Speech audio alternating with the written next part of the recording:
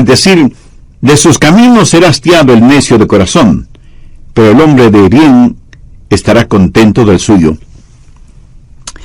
Al preparar este mensaje, de rodillas tuve que preguntarle al Señor: querido Jesús, ¿te amo con todo el corazón? ¿Tengo en mi vida algún pecado no confesado y no arrepentido? Amiga, amigo, yo sería totalmente un necio trayendo este mensaje sobre los apóstatas y ser uno de ellos. Para entender mejor este proverbio, busquemos una ilustración bíblica que clarifique el asunto. Busque 2 de Samuel. Y lo que buscamos está en los capítulos 11 y 12. Estamos hablando de un episodio en la vida de David, cuando él se volvió un apóstata. Debo admitir que yo siento una especial admiración por David, y lo conozco por medio de las páginas de la Biblia. Creo que fue un hombre muy especial. La Biblia lo identifica como un hombre conforme al corazón de Dios. En la Biblia leo que David mató a un león, luego mató a un oso, y más tarde venció al gigante Goliat. Su vida estuvo marcada por el coraje, la osadía y cosas increíbles por Dios. Además fue un hombre muy talentoso, buen administrador y organizador, músico y poeta, un hombre que conocía a Dios. Probablemente fue uno de los hombres más talentosos que Dios puso sobre la tierra. David, el rey de Israel, es un prototipo, una ilustración del Señor Jesucristo. Ahora, después de que fue ungido rey, supo que tenía que regresar a seguir cuidando las ovejas. Muy pocos hombres en la Biblia han mostrado la genuina humildad que mostró David. De paso, permítame decir que la genuina humildad es una de las marcas de un gran hombre. ¿Qué hombre más humilde y más noble fue David? Sin embargo, gratuitamente, tuvo un formidable enemigo, el rey Saúl, quien varias veces trató de quitarle la vida. Y cuando David tuvo una clarísima oportunidad para matarlo, no quiso hacerlo porque dijo: no pondré mis manos sobre el ungido de Dios. Difícil es encontrar más nobleza en un hombre, tal como la que David poseía. Pero escúcheme, David se volvió un apóstata. Si yo estuviera escribiendo la biografía de David, a lo mejor estaría tentado a no mencionar este aspecto de la vida de David. Una de las grandes demostraciones de la inspiración de la Biblia es que lo dice todo, porque Dios mantiene un registro de todo. Leí que el lema de un periódico era: si no quiere que todo el mundo lo sepa, no lo haga. Bueno, con David sucedió, y eso fue registrado. Y cuando la Biblia pinta una fotografía, la muestra con arrugas y todo. Recuerda a Alejandro el Grande, hombre que conquistó el mundo conocido de su época, antes de cumplir los 33 años, y que lloró porque ya no había nada más que conquistar. En uno de los retratos se lo presenta con la cabeza agachada, como si estuviera meditando. Pero aquellos que lo conocían dicen que tenía una cicatriz en su cuello y que con esa pose ocultaba esa cicatriz. Cuando la Biblia pinta el retrato de alguien, lo muestra con todos sus defectos e imperfecciones. Y eso es lo que vamos a ver en este horrible episodio en la vida de David. Ahora no quiero que olvide lo que ya he dicho acerca de David. Fue un hombre sabio, bueno, humilde, noble y valiente. Sin embargo, fracasó. Y eso debe servirnos de lección a usted, a mí, a todos nosotros. Porque ninguno de nosotros es más sabio ni mejor que David. Y difícilmente nadie podrá amar más a Dios de lo que David lo amó. Tampoco tenemos ni los talentos, ni las habilidades, ni los recursos que David tuvo. Sin embargo, fracasó. Y eso debe servirnos de advertencia frente a la posibilidad de apostatar. Bien, veamos 2 de Samuel, capítulo 11, que relata el proceso del pecado de David al cometer adulterio con Betsabé. Y para ocultar ese pecado, comete otro pecado mayor: asesinato. Así como lo oye. David cometió asesinato. Y me duele el corazón decirlo, pero es la verdad. Si no supiera lo que dice la Biblia, estaría tentado a decir que David nunca conoció a Dios. Por eso pecó en forma tan horrible. Y esto debería servirnos de advertencia a todos. Pensemos en primer lugar acerca de la causa del fracaso de David. ¿Qué es lo que motivó todo eso? Veamos 2 de Samuel 11:1. Aconteció al año siguiente, en el tiempo que salen los reyes a la guerra, que David envió a Joab, y con él a sus siervos y a todo Israel, y destruyeron a los amonitas, y sitiaron a Rabá. Pero David se quedó en Jerusalén. Notó esa última frase. Pero David se quedó en Jerusalén. Llama la atención que David, el poderoso guerrero, envía a alguien más para que pelee las batallas que él debía estar peleando contra los enemigos de Dios y de su pueblo. Por lo tanto, el primer paso en el fracaso de David fue el pecado de descuido. David se volvió descuidado en las cosas de Dios. Había sido tan bendecido, había ganado victoria tras victoria, que ya no ve la necesidad de ir a la guerra. Y envía a Joab, mientras él, olvidándose de su armadura, se queda ociosamente en el palacio. La Biblia nos advierte que, como buenos soldados de Jesucristo, debemos sufrir penalidades y no volvernos descuidados, porque siempre estamos en constante batalla. Algunos creyentes han servido al Señor por tanto tiempo. El Señor les ha dado tantas victorias que piensan que la guerra ya se terminó, y se vuelven descuidados y ya no quieren sufrir las penalidades del combate. Y al volverse descuidados, bajan la guardia protectora y son presa fácil de cualquier tentación, y eso es exactamente lo que sucedió con David. Veamos 2 de Samuel 11, verso 2. Y sucedió un día, al caer la tarde, que se levantó David de su lecho, y se paseaba sobre el terrado de la casa real, y vio desde el terrado a una mujer que se estaba bañando, la cual era muy hermosa. Aquí encontramos varias cosas interesantes. Note que David se levantó de la cama prácticamente al anochecer, o sea, cuando todos se preparaban para ir a dormir. David se levantaba de su cama. ¿Qué hacía David durante el día? Pues nada. Y le puedo asegurar que uno puede cansarse más si no tiene nada que hacer que trabajando. Y por no tener nada que hacer, seguramente David se acostaba al mediodía y, claro, al anochecer se despertaba, ya no tenía sueño y se levantaba de su cama. Hay un refrán que dice: una mente que no tiene nada que hacer es el mejor taller del diablo.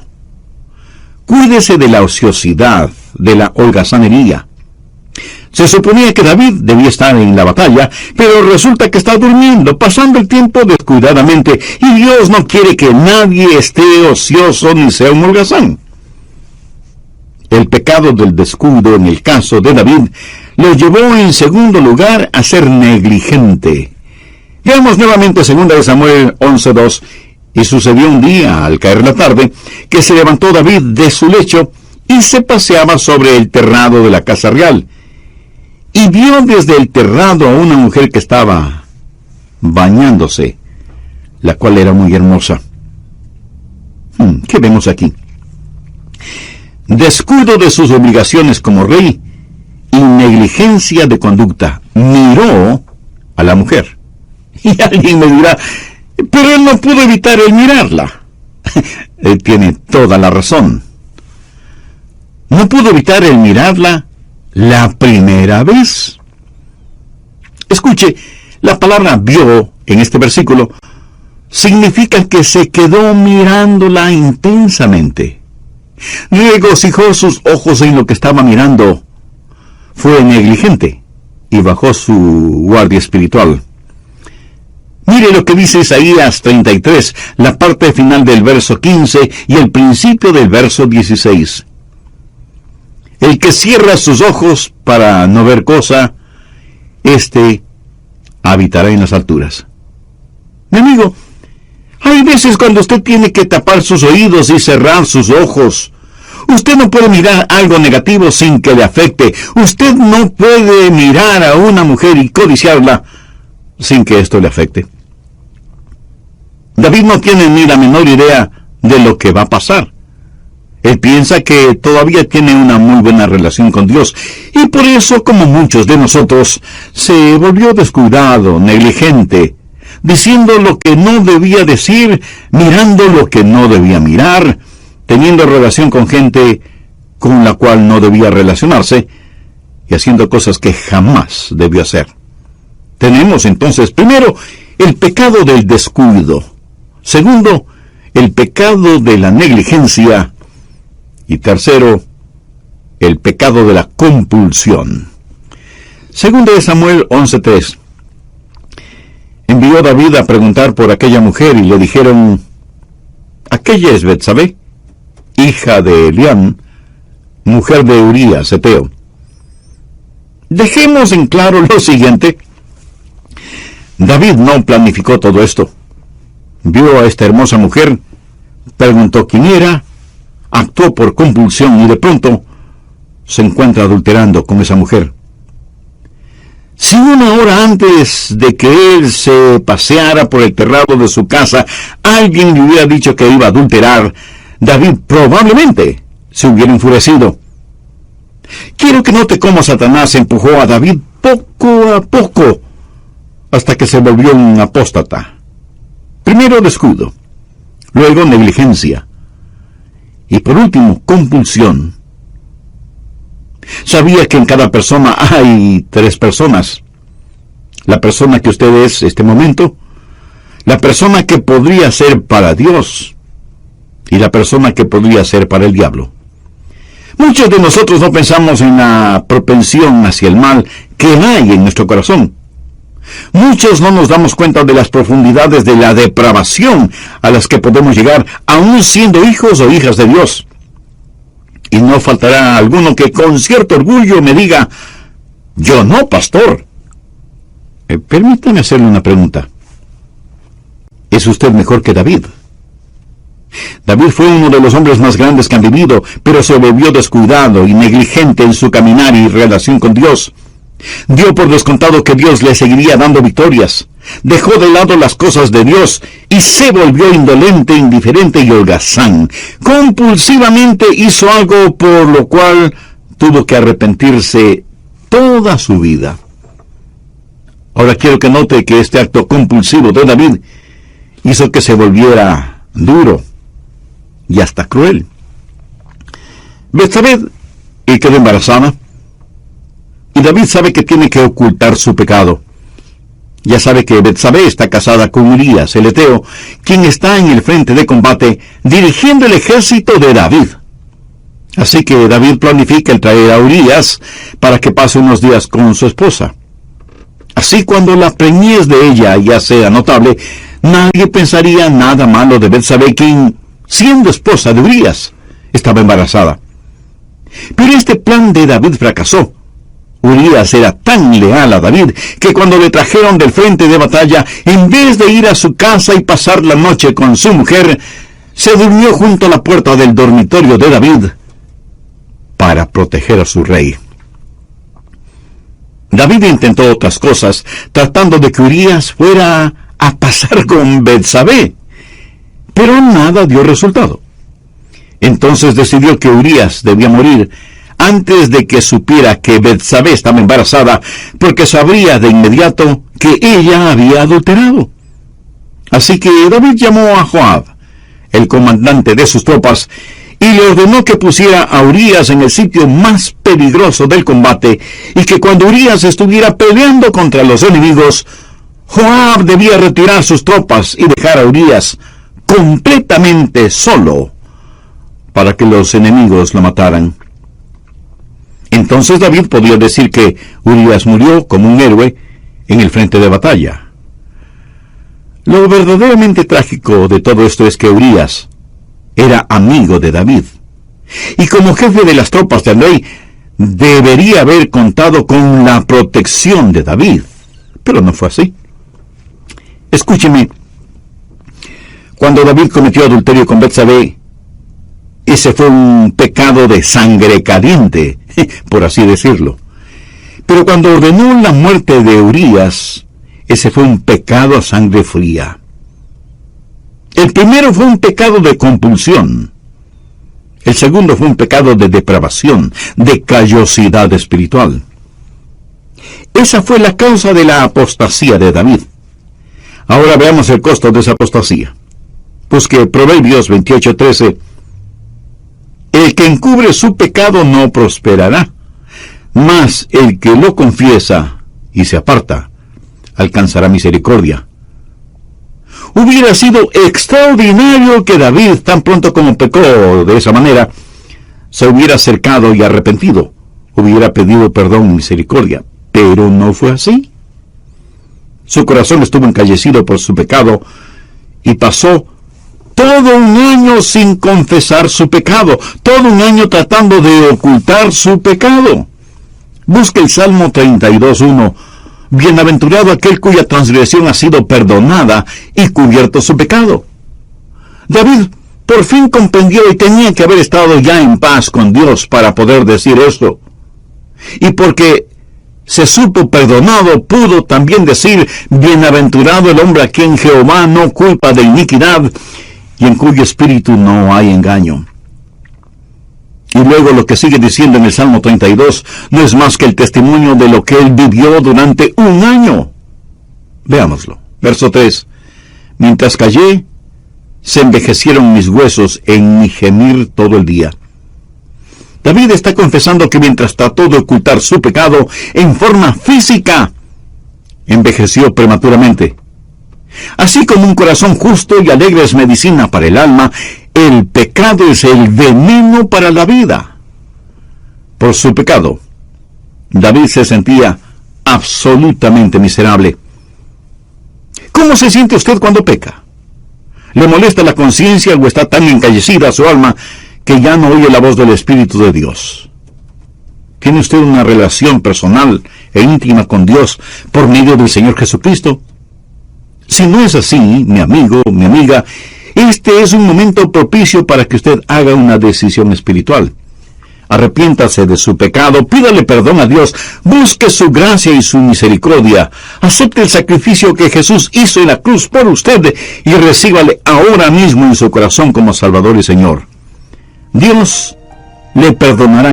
Hoy en la voz del pastor Lenín de Llanón, el doctor Adrian Rogers nos concluye su estudio bíblico, La llamada final de la sabiduría. Voy a hacer un breve resumen del mensaje anterior. Estamos estudiando un muy triste episodio en la vida del rey David. Como base bíblica estoy utilizando Proverbios 14:14 y los capítulos 11 y 12 de Segunda de Samuel. Vimos que el primer paso en el fracaso de David fue el pecado de descuido. David se volvió descuidado en las cosas de Dios. El segundo paso en el fracaso de David fue el pecado de la negligencia. Al descuidar sus obligaciones como rey, se volvió negligente en su conducta. El tercer paso en el fracaso de David fue el pecado de compulsión. Sin embargo, en el Salmo 32 encontramos el quebrantamiento que experimentó David. Bienaventurado aquel cuya transgresión ha sido perdonada y cubierto su pecado. Bienaventurado el hombre a quien Jehová no culpa de iniquidad y en cuyo espíritu no hay engaño. Y en el versículo 3 David declara, mientras callé, se envejecieron mis huesos en mi gemir todo el día. Por su pecado, David se sentía absolutamente miserable. Bien, continuemos con el material para hoy. Verso 4. Porque de día y de noche se agravó sobre mí tu mano. David reconoce que Dios lo tuvo en su puño. Lo puso bajo profunda convicción. Permítame decirle que si usted se ríe y no le da importancia a su apostasía, es porque nunca ha sido salvo. David dice, se volvió mi verdor en sequedad de verano. ¿Sabe lo que eso significa? Que él se sentía árido y seco espiritualmente. Se sentía como reseca arena del desierto, en urgente necesidad de un oasis. Y aunque muchas veces los apóstatas se ríen de su apostasía, David no lo hizo, porque para él todo este asunto fue verdaderamente serio. Si usted está bien y en paz con Dios, ha sido salvado y es hijo o hija de Dios, nacido de nuevo, usted no puede vivir alejado de Dios. Dios no abandonó a David, a pesar de su pecado. Por un año David había tratado de ser más listo que Dios, y lo único que consiguió fue envejecer prematuramente. Pero cuando sintió la disciplinadora mano de Dios sobre él, y sintió la aridez interna de su alma, supo que ya no tenía comunión con Dios. Por lo tanto, se sintió el hombre más miserable sobre la faz de la tierra. Era un hombre salvado, pero sin la comunión con Dios. Ese fue el costo de la apostasía de David. Terrible precio a pagar por unos instantes de placer sexual. Ahora quiero que veamos la crisis en la apostasía de David.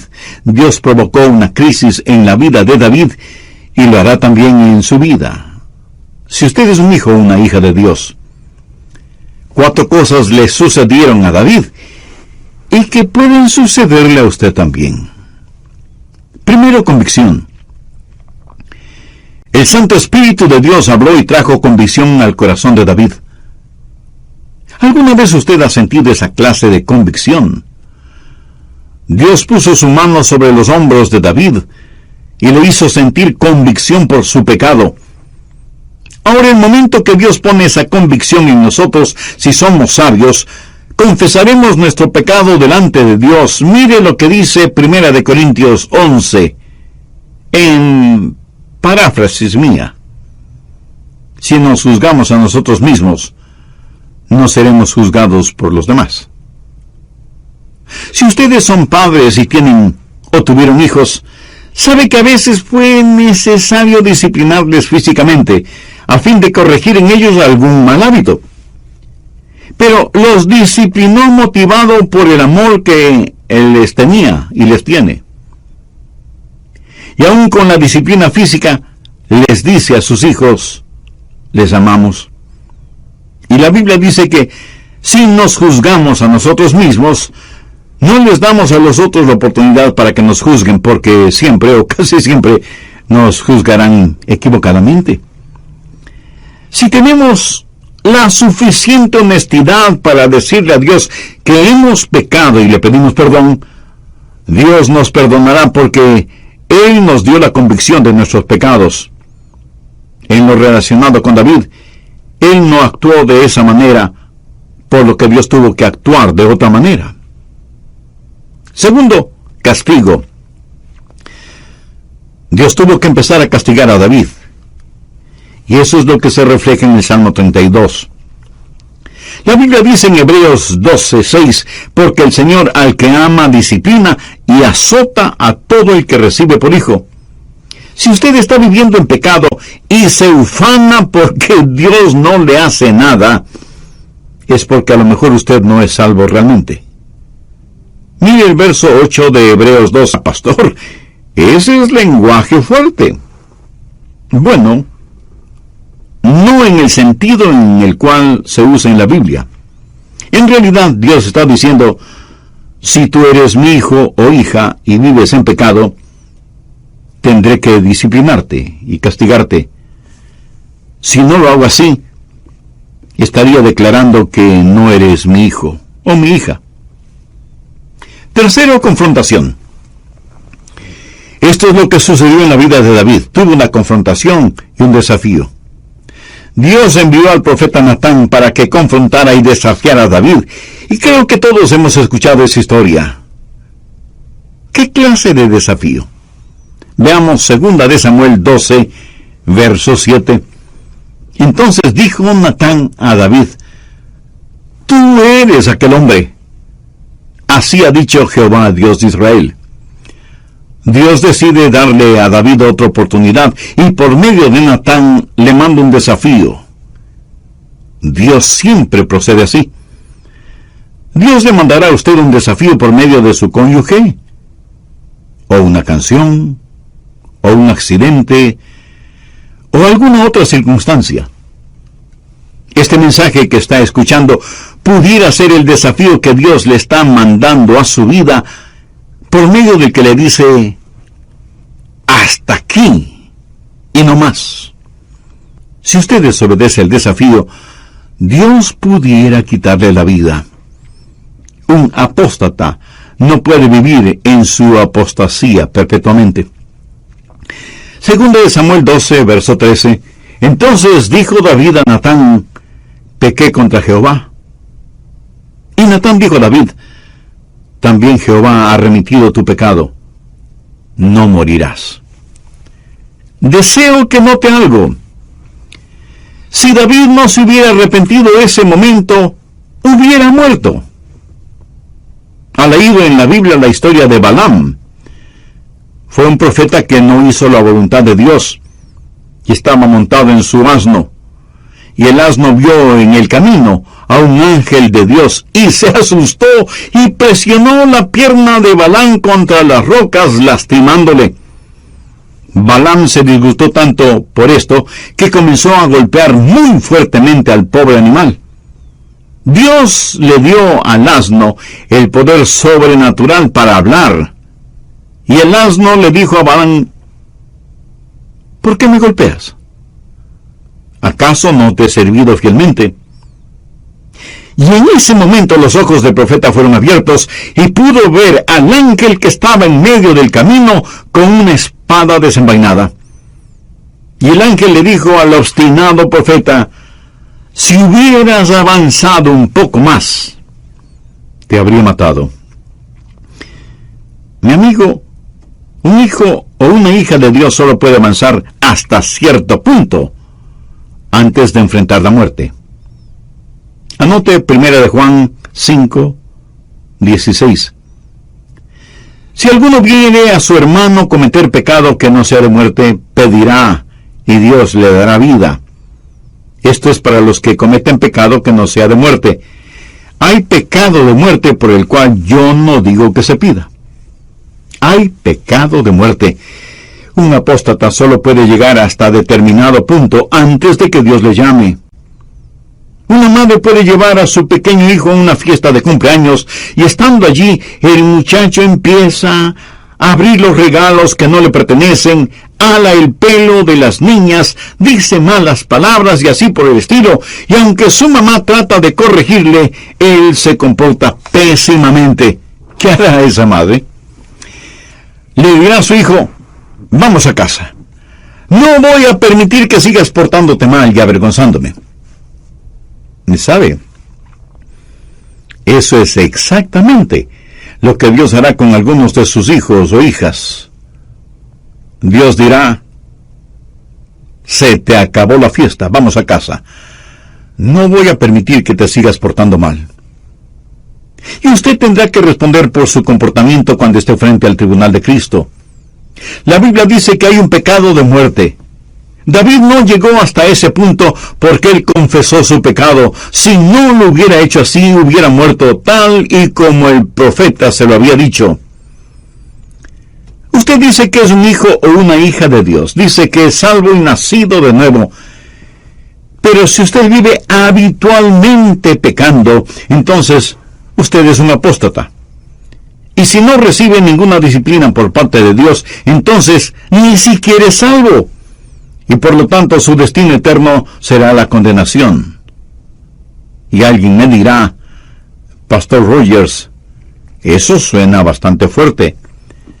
Mi amigo, quiero que sea fuerte, porque tengo la impresión de que las iglesias están llenas de paganos bautizados que nunca han nacido de nuevo, pero que creen que van rumbo al cielo. A quien el Padre ama, lo disciplina y azota. Y esto no es un invento mío. Dios lo dice así en su palabra. Hace algún tiempo atrás, mi esposa y yo estuvimos en una conferencia en la Florida. Como estuvimos en 2 sesiones diferentes, ella me invitó para que escuchara al predicador. Extraordinario predicador. Sin embargo, cayó en el mismo pecado que David, y algunos pastores nos reunimos para orar por él y con él. Sin embargo, él se obstinó en su pecado y endureció su corazón a la voz de Dios.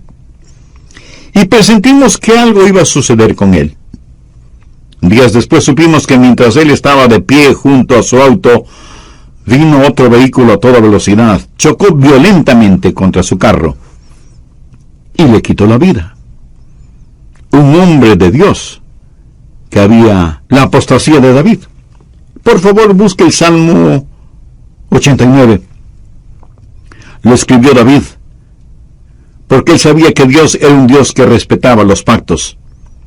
En este salmo, David habla de la manera en que Dios trata a aquellos que le aman.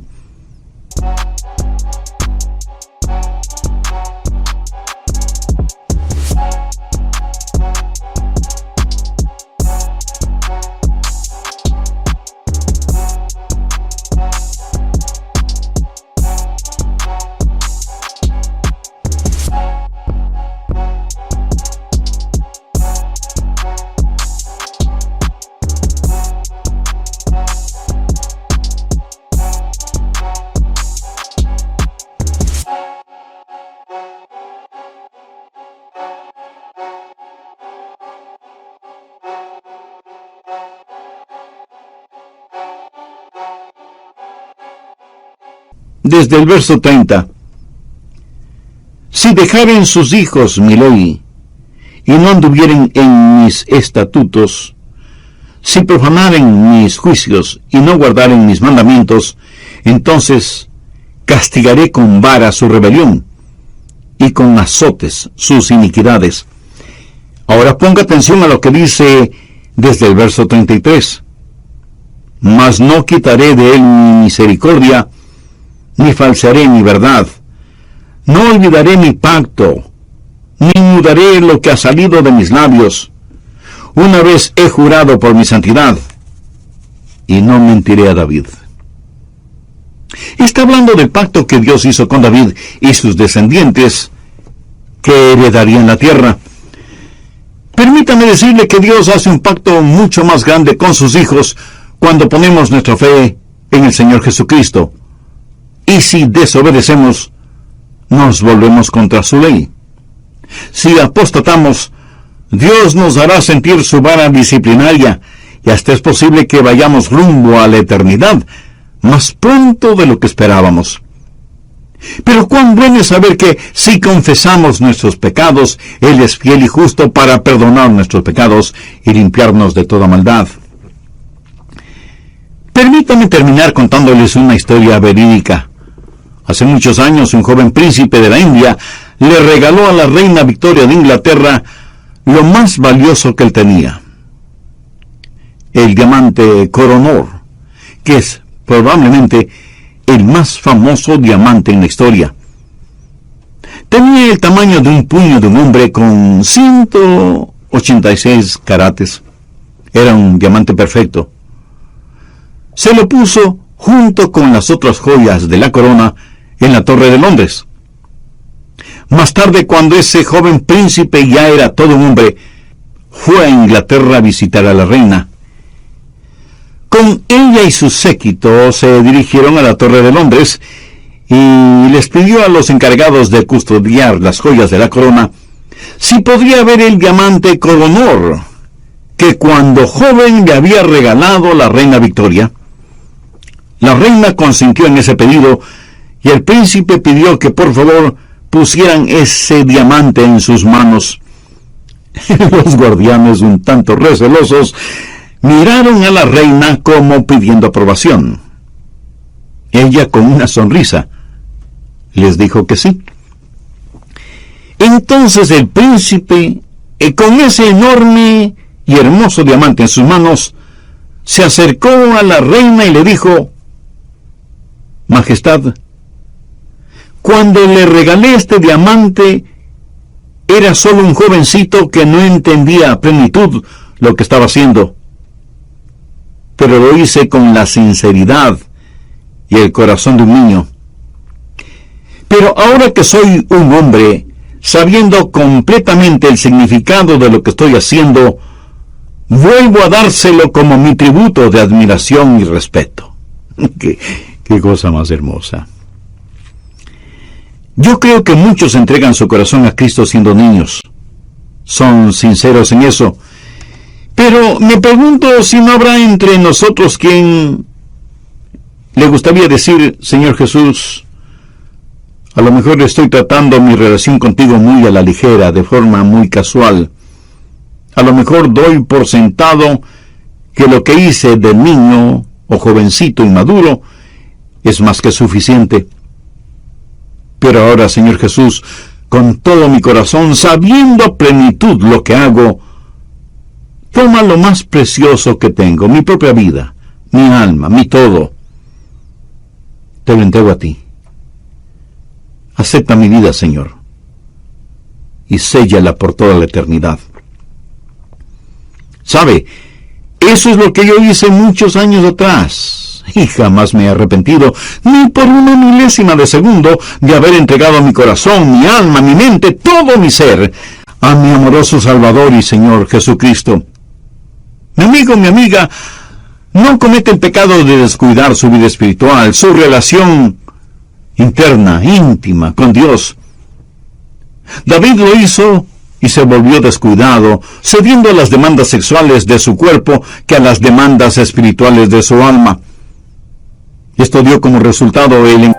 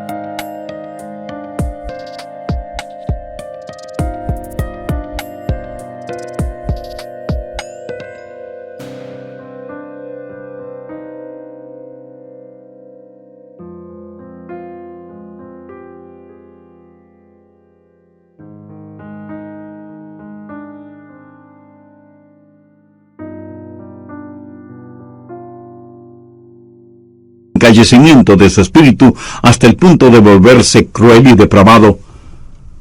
Si usted está consciente de que está tratando en forma muy descuidada y casual su relación con Dios, o si usted no tiene ninguna relación espiritual con Dios, ¿por qué no cambiar ahora mismo su manera de pensar y su forma de vivir? Usted puede ser salvo este momento si en serio desea hacer una decisión espiritual. Le voy